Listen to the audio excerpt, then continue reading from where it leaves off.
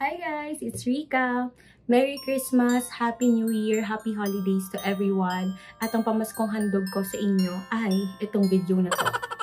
And then no joke guys, so sinugod namin ang holiday rush para magawa tong video na to.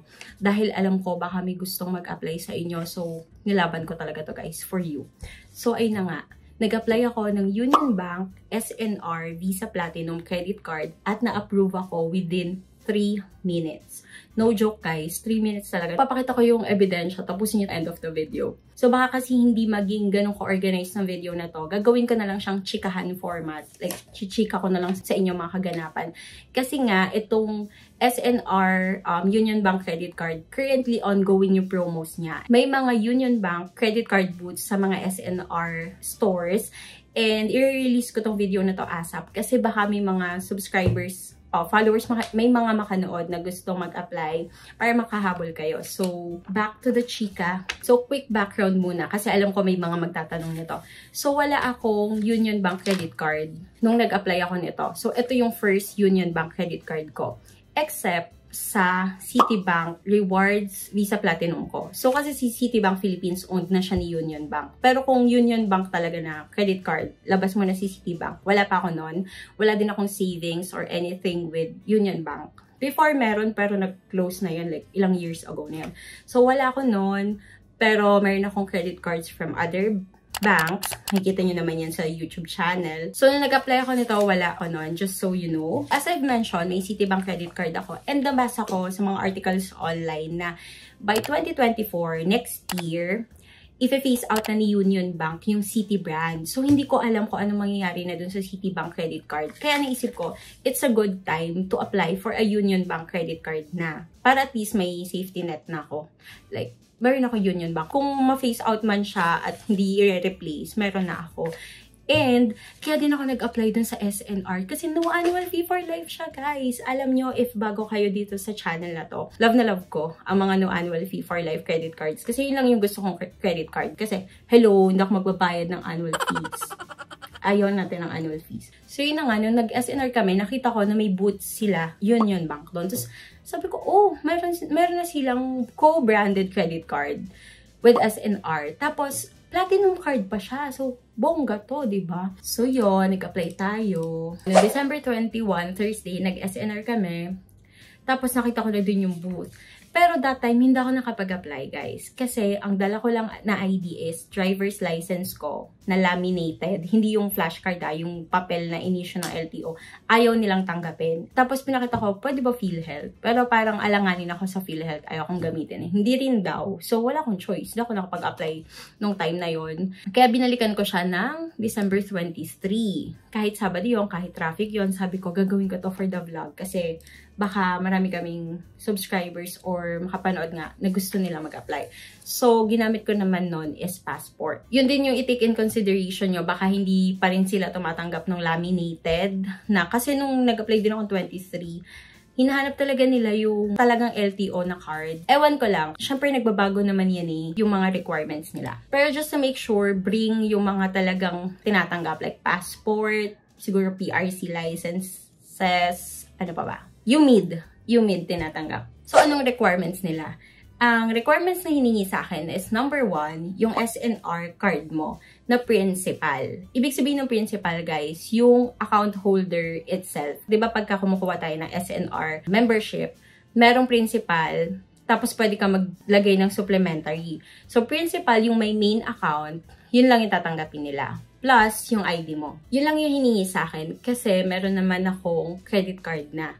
Ewan ko lang kapag wala pa kayong any credit card. Baka hingan kayo ng payslip or COE. Again guys, yung mga requirements na sinasabi ko, possible na magbago to. So best to check talaga dun sa booth ng SNR. Kasi ito lang ay based on my experience. So punta na tayo sa application process. Gaano kabilis ba siya? Anong mga tinanong? Anong mga ginagawa? Blah blah blah. Dun sa booth, i-assist ka naman ng mga agents nila. Meron silang tablet doon. Una, hingin sa yung SNR card mo. And then, yung ID mo. So, pipicturean nila ID mo. And then, i-complete mo yung pag-fill up ng information mo doon na sa mismong tablet nila. So, ang mga tatanong lang naman doon is yung mga basic information about you, name, civil status, birthday. After ng basic information, itatanong din yung employment details. Ang napicturean ko kasi is yung employment sector, nature of business, position/job title, tapos employer and business name.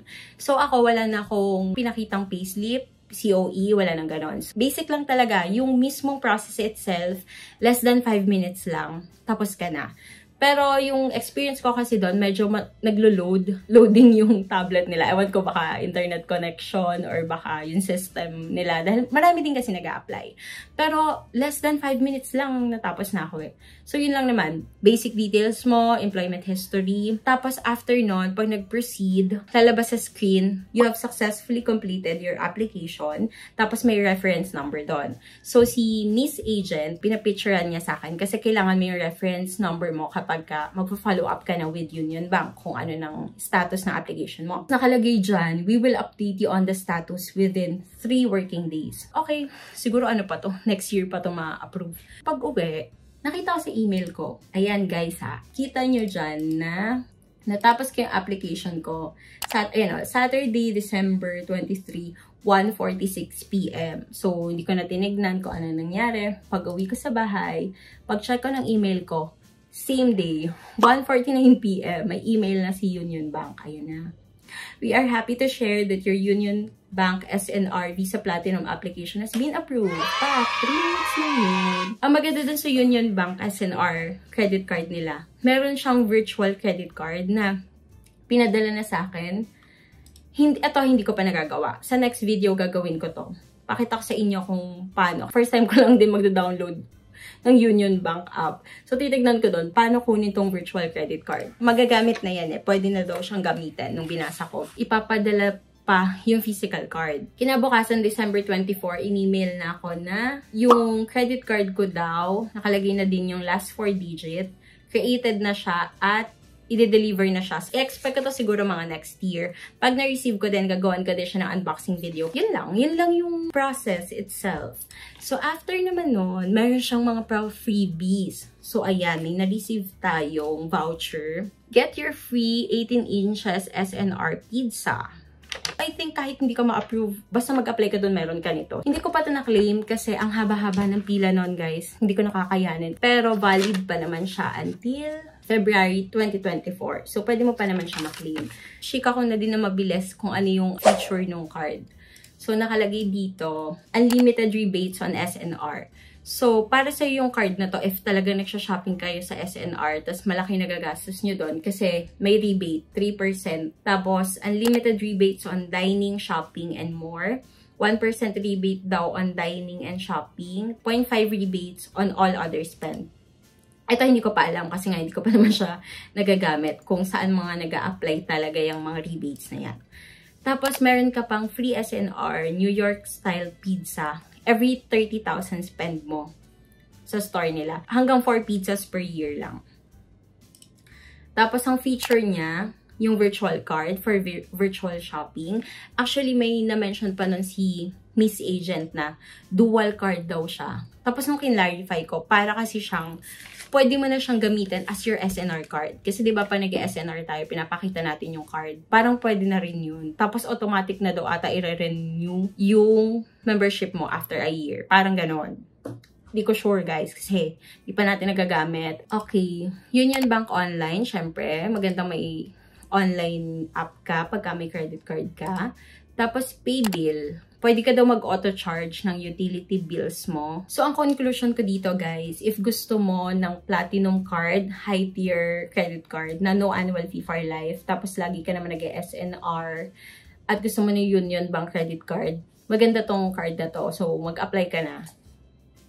Sinabi ko talaga maganda, no, kahit ko pa nagagamit. Kasi nga, no annual fee for life naman siya, wala ka namang babayaran every year. Sa next video, gawin natin yung virtual card. Pag na-receive ko din yung physical card, gawin natin ang unboxing. Pag may mga information pa ako na pwedeng masabi about this card, abangan nyo na lang sa mga susunod na videos. Comment kayo below if you have any questions about the Union Bank Visa Platinum. Baka may nakalimutan ako, hindi ko na-mention. Itanong nyo na lang. As always, sumasagot naman kami. Yan lang. Thank you so much. I hope na-enjoy nyo yung holiday season nyo. Bye!